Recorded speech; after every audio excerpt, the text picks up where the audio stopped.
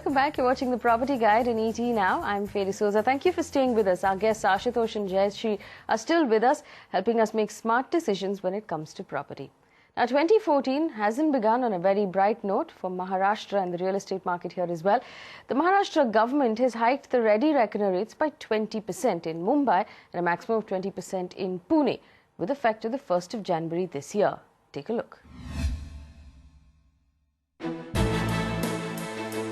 But the Maharashtra state government has decided to hike ready reckoner rates by 20% effective the 1st of January this year. Now, ready reckoner rate is used to calculate the minimum registration and stamp duty charges to be paid while registering property. It's also a government fixed rate below which property sale cannot take place in a given area. The move comes at a time when developers are grappling with sluggish sales and low consumer sentiment. While the move will help the government rake in higher revenues, for buyers it means a higher transaction cost. Builders will pass the hike on to consumers, which is likely to pull down demand even further. Since stamp duty and registration charges are paid directly to the government, banks do not consider it as part of a home loan.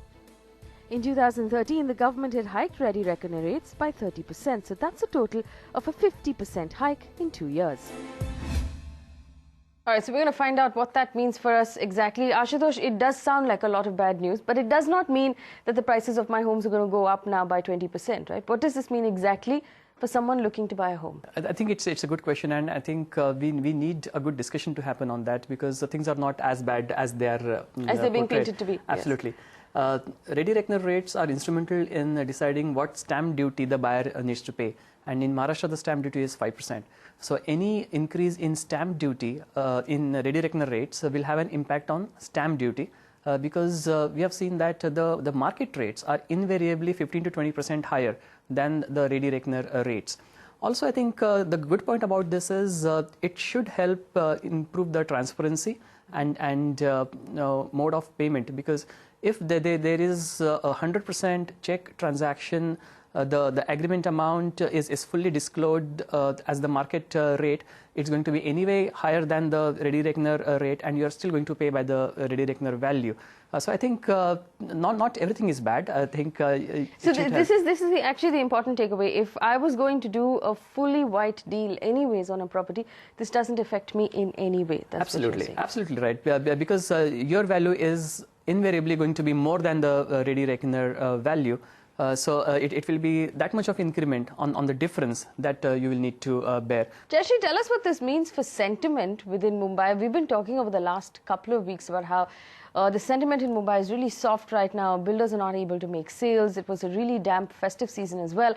Now with this coming out at this point, what have you heard on the ground? What does this mean for sentiment? Actually, I think more than anything else, it is the fear that property prices are going to go up. I think there are two things here. When the Maharashtra government announced the hike, they also announced a massive hike of a 15% hike for super luxury properties. And I think the composite impact of that was that the media did go out and say that this is going to lead to a huge price rise. More than anything, I think what needs to be understood is that if you are paying by a check, and if that is your means of payment, then you have nothing to fear. It is only when you had a huge discrepancy between how much you paid in black and white, that's when the impact happens. This is the key takeaway. Don't worry so much about the ready reckoner rates, especially if you are planning to make a completely white deal with your builder. It doesn't affect you in any way. Let's take a few questions. Manoj Balla has written in. He wants to buy a 2-bedroom apartment in Whitefield or Sarjapur Road in Bangalore with a budget of 30 lakh rupees. He also wants to know if it possibly makes more sense to look at maybe the Mysore Road junction instead. Jayashree, with a budget of 30 lakh rupees, what can he afford in those areas of Bangalore? There are obviously this user has done some amount of research, and when I look at what's happening on my website, I see that on Magic Bricks a lot of small developers have put up their projects there, and in some cases, there's even Skylark which has a project on in Whitefield in this budget. The thing is that he would be able to get projects. Big developers, certainly not. Small developers, yes. But then when you buy with small developers, there's a big risk. And you have to actually check whether that developer has been delivering, and go with the project. Check out, you need to do your research very, very thoroughly. You can get within 30 lakhs. I think looking at my website, I can see 7 or 8 options in these two localities. Even in Uttarahalli, he has good options. All right, we have another question. Shyam Babu has written in, he wants to buy a plot of land in Chennai with a budget of 5 to 7 lakh rupees and an investment horizon of 3 to 5 years. What options would you give him? If he's looking at Chennai, 3 to 5 year horizon, that's not a lot in terms of land. But is there a neighborhood that you think makes sense within his budget? Yes, I think in India, land is very unpredictable in terms of forecasting appreciation. All we can predict, it has to be positive appreciation. But I think if the investment amount is small, like in this case, I would advise him to start looking for options on the Oragadam corridor, which connects the GST and NH4 with OMR, the two most happening corridors. I would advise him to also look at Shri Perumbudur, close to Mahindra World City and about. And if he is familiar with northern Chennai and northwestern Chennai, I would advise him to look at the Avadi corridor, where the railways and the public sector companies have expansion plans lined up. Now let's take another question very quickly. Bilal Khan has written in, he wants to buy an apartment in Gurgaon with a budget of 60 lakh rupees. He's narrowed down his choices to the Vatica Amelia floors and the BPTP Spatio project. He wants to know if it makes better sense perhaps to look at Dwarka Expressway instead of Gurgaon. Jashi, I'm obviously going to come to you. You're a Delhi expert. Now, Dwarka Expressway or Gurgaon, and he's only looking to hold this apartment for about 2 years. Which one makes more sense?